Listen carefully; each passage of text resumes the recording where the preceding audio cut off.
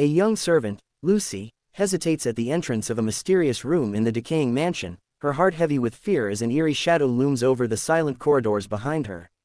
In the gloom of forgotten tales, this story of unease in the supernatural, titled, The Shadow in the Corner, brings forth a chilling narrative of a haunted room and the sinister presence within. Written by Mary Elizabeth Braden, the tale captures a creeping dread that slowly invades the ordinary lives of its characters.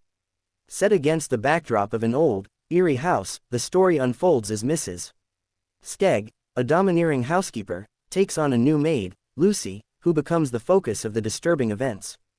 The mysterious room. The story begins with Mrs. Skegg, the iron-fisted housekeeper of an old, decaying mansion known as the Red House. The mansion, once grand and resplendent, now stands in dilapidation, with its long, dim corridors and shadowy corners harboring unspeakable secrets. Among the many rooms of this decrepit home, one room stands apart, cloaked in mystery and foreboding. This room, tucked away in a forgotten corner, is avoided by all the inhabitants of the house. No one dares speak of it aloud, but the fear is palpable. Mrs. Skegg, a woman of strong constitution and no-nonsense attitude, holds reign over the house's affairs. Her manner is brusque, and she runs the household with an iron hand. Under her supervision, a new servant, Lucy, arrives. Lucy is a young, naive girl, barely aware of the ominous reputation that the house holds. She is eager to begin her duties, unaware that fate is slowly steering her toward the shadow in the corner.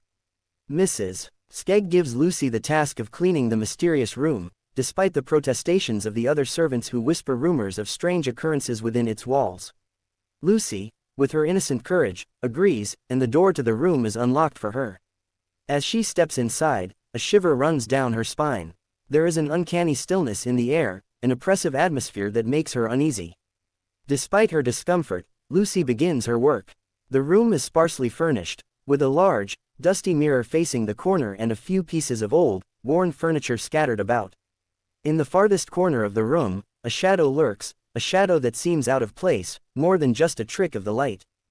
Inside the dimly lit room, Lucy nervously stands as a shadow begins to form in the far corner, creating an oppressive atmosphere filled with suspense. The first encounter. Days pass, and Lucy grows more unsettled by the room. She can't shake the feeling that something watches her from the corner. One evening, while tidying up, she feels a cold draft and turns her head quickly. Her heart races as she realizes that the shadow in the corner is not merely the absence of light, it has a form, vague and shifting, but undeniably human-like. She stumbles back, her breath catching in her throat, but as quickly as the shadow had formed, it dissipates into the gloom. Lucy is left trembling, unsure of what she had just witnessed. That night, she tells Mrs. Skegg of her experience, but the housekeeper dismisses her claims as childish nonsense. "You're imagining things, girl," Mrs.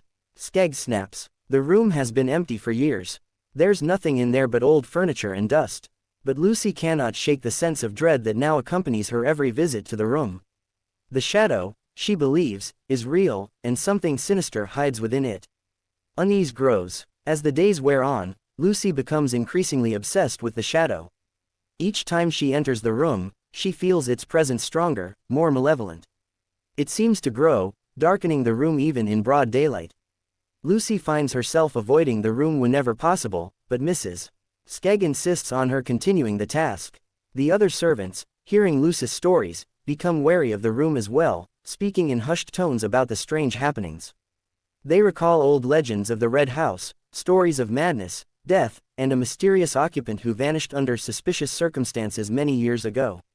Lucy's dreams are haunted by the shadow.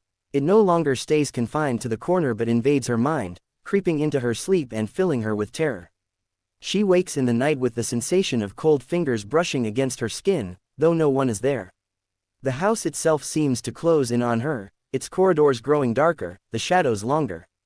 One evening, after finishing her chores, Lucy returns to the room, determined to confront the shadow.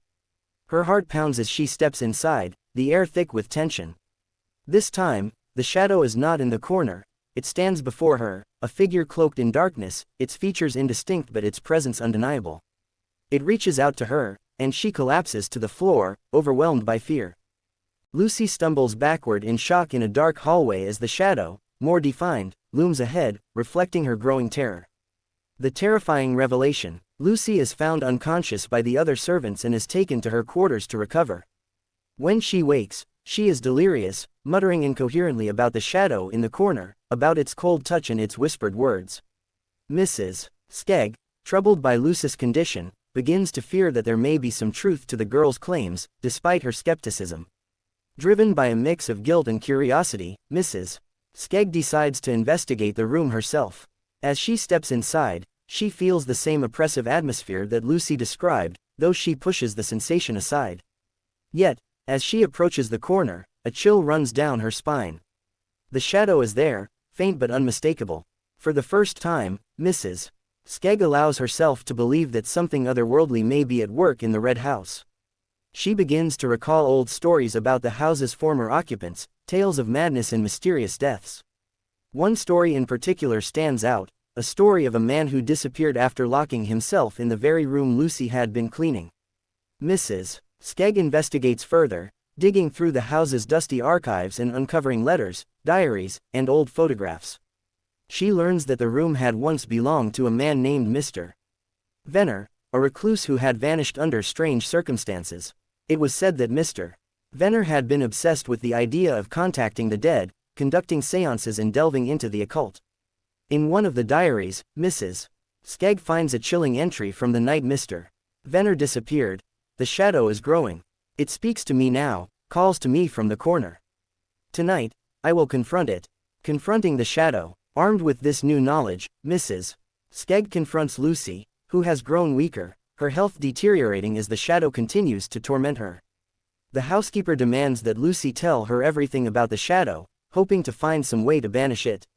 Through tears, Lucy confesses that the shadow is not merely a ghost, but something darker, an entity, a force that feeds on fear and despair. It has been growing stronger, manifesting more fully each day, and now it seeks to consume her completely. Mrs. Skegg realizes that the shadow had once claimed Mr. Venner, and now it seeks to do the same to Lucy. Desperate to save the girl, she seeks help from a local priest, who performs a blessing on the room in an attempt to dispel the evil presence. But the shadow remains, unmoved by the priest's efforts. As a last resort, Mrs. Skegg locks the room, hoping to contain the shadow within its walls, but it is too late. The shadow has grown too strong, its influence spreading throughout the house. The other servants begin to feel its presence, and the once vibrant mansion falls into decay, its rooms darkened by an unseen force. Mrs. Skegg holds up a cross in holy water, facing the menacing shadow in the foreboding room, determined to ward off the evil presence. The final stand. In the final days of the story, the shadow grows bolder, no longer content to lurk in the corner. It roams the house freely, its darkness suffocating the air. Lucy, weakened by its influence, becomes a shell of her former self, her eyes hollow and her skin pale.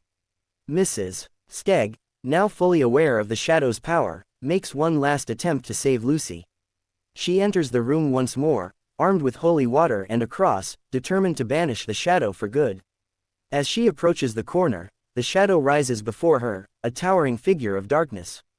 It speaks to her in a voice that is both ancient and malevolent, a voice that chills her to the bone. "You cannot stop me," it says. "I have waited for centuries, feeding on your fear, your despair. You are mine." Mrs. Skegg throws the holy water at the shadow, but it only laughs, its form shifting and growing larger.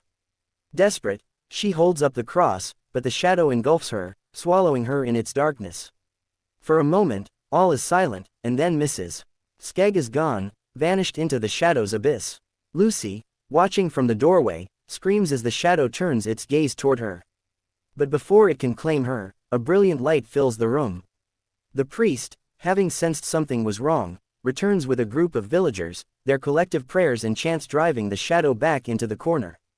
In the end, the room is sealed, and the house is abandoned, left to rot in the shadow's wake. But even as the years pass, the villagers whisper of the shadow in the corner, waiting for its next victim. The climactic moment. Lucy watches in horror from the doorway as the shadow engulfs Mrs. Skegg, the room filled with swirling dust and creeping darkness.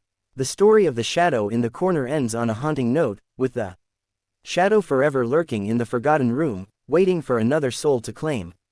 It serves as a chilling reminder of the unseen forces that dwell in the darkest corners of our world, feeding on fear and despair, and waiting for the moment when the light fades and the shadows reign.